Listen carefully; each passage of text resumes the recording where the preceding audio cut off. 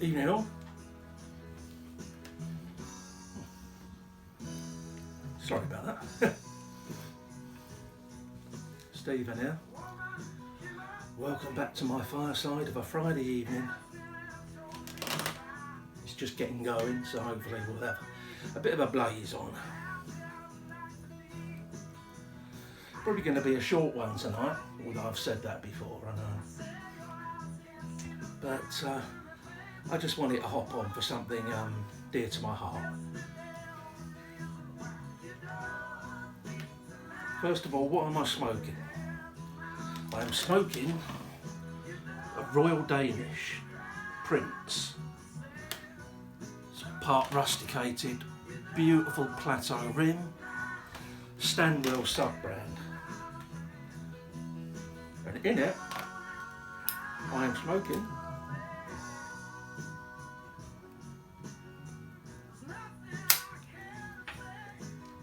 a new tobacco for me. This is GLP's Windjammer. Sorry, I've eaten some smoke. It's a broken navy flake. Virginia, Burley, Cavendish, Perique, flavoured with rum. Not bad. I wasn't keen at first, but you seem to hit a sweet spot about a third of the way down the bowl.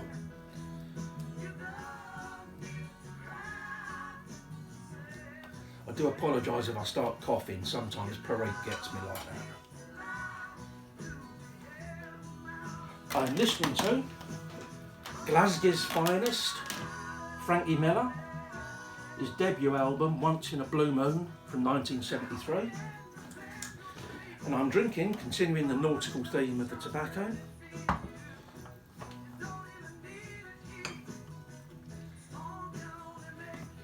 Adnams Broadside, 6.3% ABV. Will you stop eating? Named to commemorate the Battle of Sole Bay of 1672 between the noble English and the treacherous Dutch.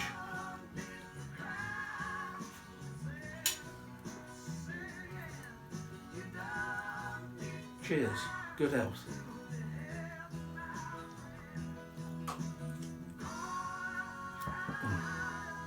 It's like a fruitcake in a glass. Some of you might have noticed I didn't put a video up last week. The reason for that was that I wanted to put a video up for a couple of reasons I'll mention in a minute.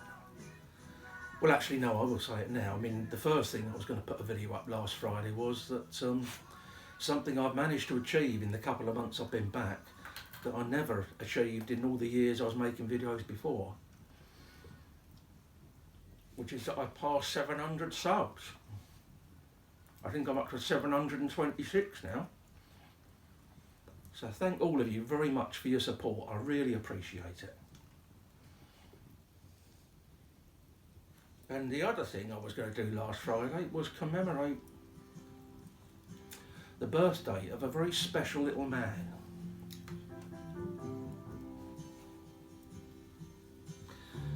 None other than the Zigmeister himself. His birthday is St Patrick's Day, 17th of March. And he was 11 years young last Friday. So, once again, boy, happy birthday for last week. And many more, yes.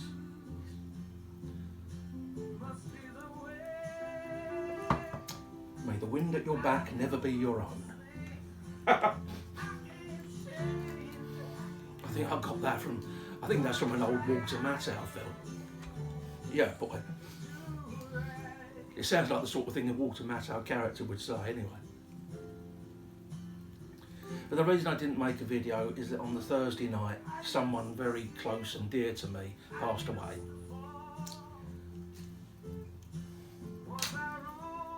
And that was my brother-in-law, John. Now, to put it in context, I'm the youngest of 3, but I've only got sisters. I've got 2 older sisters, no brothers. And my dad wasn't interested in me, so I had no close bond with him. So I really had no close male relative to bond with. And then my sister, not my eldest sister, the middle one, started dating John, must have been about 1977, 78. And when I met him, we just clicked. He was 8 years older than me, but it didn't make any difference. He became very, very quickly the brother I'd never had. We had a hell of a lot in common. Like me, he had a very poor education, poor formal education. Also like me, he sort of self-educated himself. He was a voracious reader, consumed books. Which was funny because he'd struggled with reading at school right up until he was in his early teens. And I was already a reader, but he turned me on to books I'd never heard of that really expanded my horizons. And he loved music. Like me, he absolutely loved it. He lived and breathed music. And we shared the same taste in music. So we were able to swap albums, tape them. Home taping was killing music, you remember that one?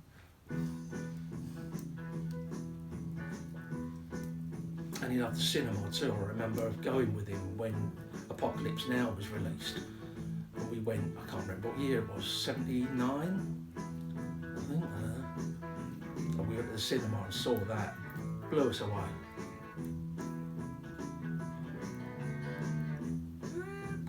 And he loved his beer. Really loved his beer. And of course, as you know, I love my beer. Sadly, John loved it a bit too much. And he was to go on and struggle with alcoholism until his early 40s, when he actually managed to kick the habit completely and stayed sober the rest of his life.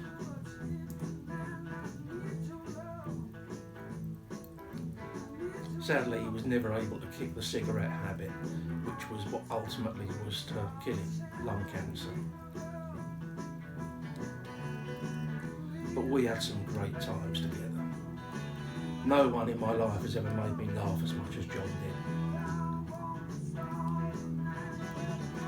We went out drinking, we went to concerts, we went to films, we went to exhibitions, the theatre. We were a couple of working class London boys broadening our minds together. He was a great talker. And I really loved the guy. When my sister told me last week that he died, I'm not ashamed to admit I've never cried so much in my life. I didn't even cry that much when my parents died, but I was just, it broke my heart. So I just wanted to mention that and give my salute to John. He was a great bloke.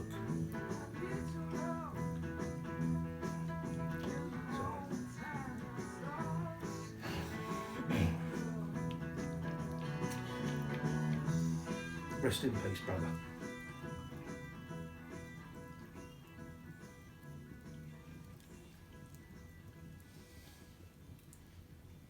Other than that, I haven't been up to a great deal. The weather's pretty foul here at the moment. What I have done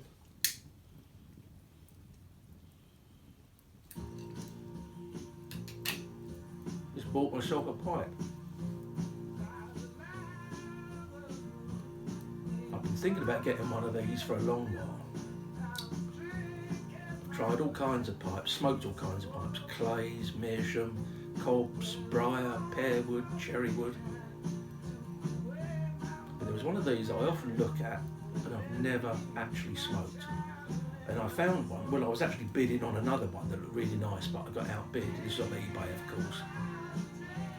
And I saw this one, and I stuck a bid in and won it for about 10 quid.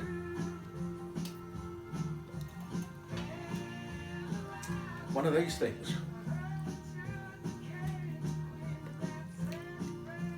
Variously described as Black Forest pipes, Tyrolean pipes, German hunter pipes, although I doubt very much that that's a very practical shape for hunting. I mean, you can't exactly walk around with it hanging out your mouth. And so this one's unsmoked.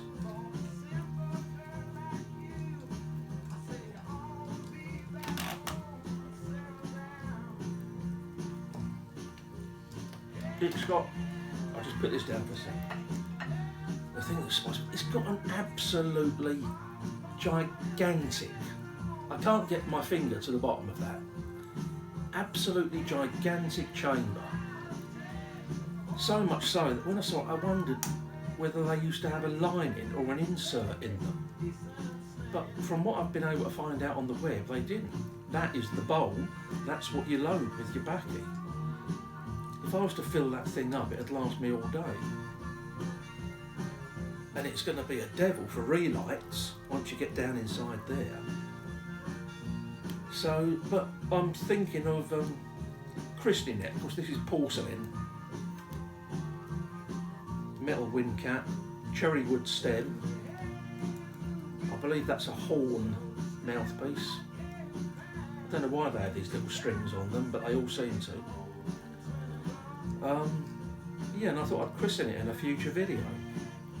But what I thought I'd do is ask you, my viewers, whether any of you have tried one of these, or whether you've got any tips for me on how best to go about approaching it.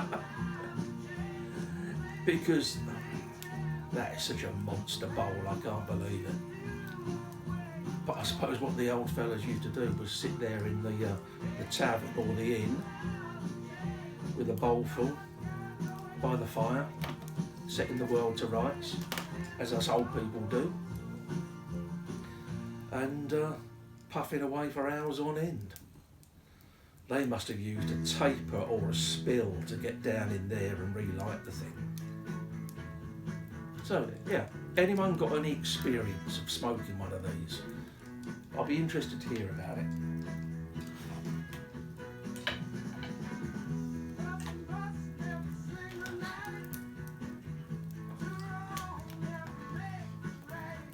Just light up again.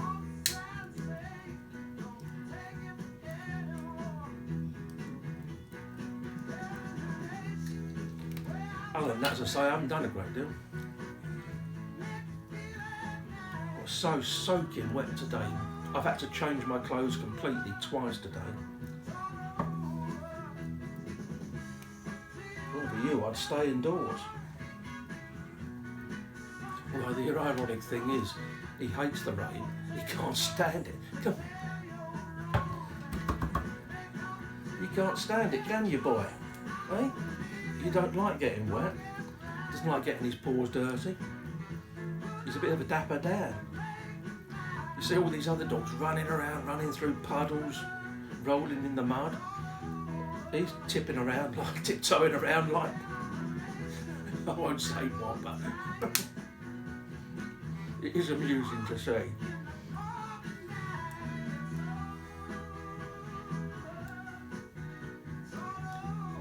Other than that, last Saturday, watched the rugby, the Six Nations. It was the final day. Going into it with a feeling of dread because England have had an absolutely appalling tournament. Leading up to 2 weeks ago, we had the French, the second best team in the world by, to be fair. And we played them, they came to us at Twickenham, our home ground, and they absolutely hammered us. It was humiliating, it was embarrassing to watch. In fact, I stopped watching before the end, and a lot of the crowd left before the end as well. So then we went into last Saturday's game, playing the Irish in Dublin on St Patrick's Day weekend, and Ireland are the best team in the world. And I thought I was going to have to watch it, like watching Doctor Who when I was a kid. Watch it from behind the sofa or through my fingers. I said this is going to be a short one, and I've obviously gone on far too long. But anyway, our boys played brilliantly. They put up a great fight. But the Irish were worthy champions, really. They won the Grand Slam. They won all 5 of their games. So fair play to the Irish. Bloody good team. And I would like to say I'm looking forward to the Rugby World Cup, which starts in September in France, but somehow I don't think England will be lifting the trophy. Anyway, I better go. I thought this was going to be a 10-minute one. Good health to all of you. Wherever you are, you and your loved ones, take care. Keep warm. And thanks for watching. I appreciate it. I'll put that down so I don't spill hot ash and set myself on fire. Ta-da everyone. Speak to you next week.